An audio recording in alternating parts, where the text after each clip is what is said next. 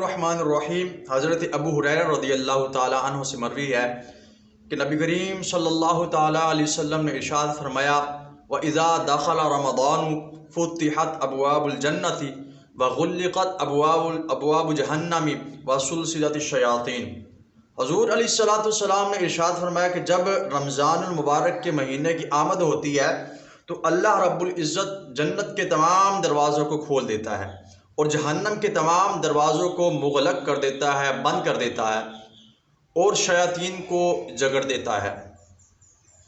اس حدیث پاک میں تین چیزیں معلوم ہوئی: ایک، جنت کے دروازوں کا کھلنا، جہنم کے دروازوں کا بند ہونا اور شیاطین کو جگڑ دینا۔ یعنی کہ جنت کے بھی دروازے ہیں، جہنم کے بھی دروازے ہیں، اور اس ماہ مقدس میں شیاطین کو بھی بند کر دیا جاتا ہے۔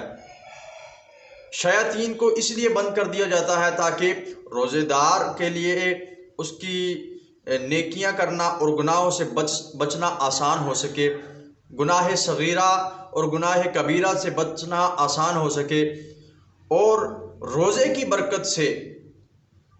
کی برکت سے صغیرہ گناہ اس کے معاف کر دیے جاتے ہیں۔ اور اس ماہ مقدس میں اہل ایمان جوش اور شوق کے ساتھ نیکیاں کرتے ہیں، اچھے اعمال کرتے ہیں، عبادات میں مصروف رہتے ہیں اور برائیوں سے اجتناب کرتے ہیں۔